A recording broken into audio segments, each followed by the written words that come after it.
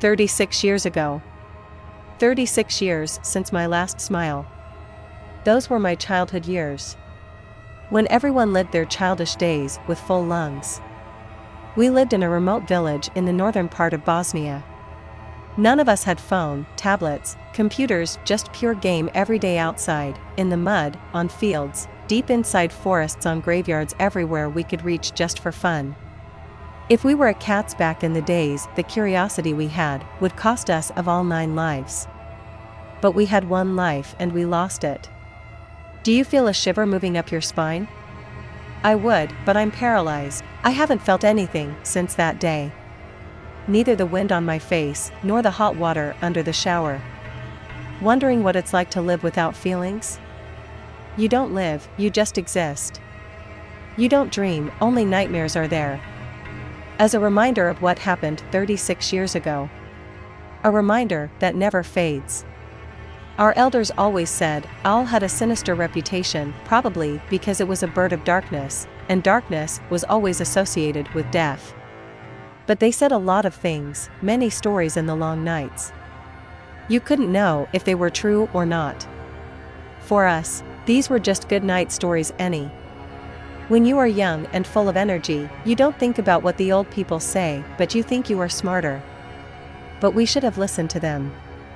Behind the church in our village was a football field next to the cemetery. We loved playing football there every day. The cemetery didn't scare us, we used to stay there even long into the night. But this time something was different. What fascinated me was that we all felt that someone was watching us. There was no one but us and that owl standing on the fence of the cemetery. She was looking towards the cemetery, so we thought maybe someone was there, and we kept playing. During the game, I felt that presence of someone's gaze on me again. I turned my head and looked again toward the graveyard and saw the owl slowly turn its head 360 degrees and look directly at me. I saw in her eyes the endless darkness, the abyss. I froze. That direct look into those huge black eyes aroused fear in me. I couldn't move, I was paralyzed watching her. With her gaze she penetrated deep into my soul, while I saw in her eyes the endless darkness, the abyss. Suddenly, everything stopped. My friends started looking at her one by one. I believe they felt and saw the same thing I did. There was no more shouting on the field, no smiles when you scored, and no wind was heard passing through the treetops. Only silence remained. Deep in that silence it echoed a voice, so gentle you could listen to it forever. It's all my fault. I couldn't resist that voice calling out to us. I couldn't take my eyes off the owl. I said, let's follow the voice, we have to go to the cemetery.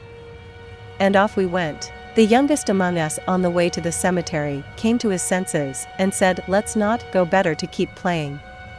But I insisted we go as the oldest among us. I wish I hadn't. Even today, I'm not sure if we were so mesmerized by the owl's gaze that we lost track of time or just stood watching it for hours before entering the cemetery.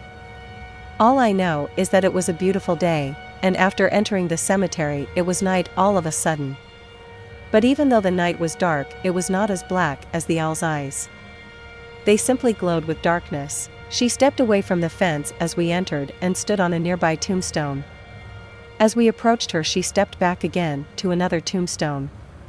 The voice was louder than before, it looked as if an owl was leading us towards him. She was just dragging us deeper and deeper into the cemetery. With each step the voice grew louder, closer. And we were getting more and more obsessed with it. I heard a scream. I thought one of the comrades got stuck for something and fell. I didn't pay attention. I continued towards the owl and the voice. The screams were repeated, one after another, horrible screams, but my heart was calm and my eyes mesmerized by the owl's shining gaze. I was persistent in reaching out to see where she was leading me, who had such an intoxicating voice. And I succeeded. After countless jumps from one tombstone to another, she finally stopped. She stopped at the tombstone of the empty tomb. Her eyes stopped shining with that endless darkness. The voice fell silent. The moonlight appeared above us. I finally came to myself, released from that mesmerized look in her eyes. I fell to my knees from fatigue. I looked around and saw no friends. I called them, but they didn't respond. The moonlight was getting stronger. I looked down and noticed blood stains on my hands. I looked better and noticed I was all covered in blood. I was terrified. I looked up and looked at the owl. It didn't make any sound, it just looked at me, but this time with a gap in its eyes. Fear gripped me to the point that I was paralyzed. I felt like I was falling into that grave and I had no control over my body. And the moments before I fell into that grave, a tombstone caught my eye. There were no names or dates on it, it was just written, "Here you lie." The next morning, the gravedigger found me there, laying down in an empty grave covered in blood. My hair was white. The gravedigger was calling the priest to pull me out of the grave and call the police. I couldn't speak. It wasn't clear to me why they would call the police until they picked me up from the grave. That's when I saw my friends for the first time after the incident. They were everywhere, cut into pieces and scattered throughout the cemetery. There was so much blood, so much of their blood and not a drop of mine. Days later, the police questioned me at the hospital about the incident. I told them the truth, but the more I repeated it, the less they believed me. They found me guilty for the massacre committed, and because I was paralyzed, placed me in a mental hospital. 36 years have passed since then. No one has believed me. My only hope for future generations is that someone will find this dictaphone and write my story. That voice I followed was the voice of an empty grave waiting for me. I understand that now, 'cause the owl is here again at the other end of the room in the dark.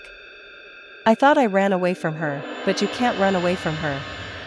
There was only one scream left that had not been heard that night in the cemetery, and more drops of blood that had not been shed then. Before you hear my scream of death, I just want to tell you. If you see an owl with deep dark eyes that shine, run away.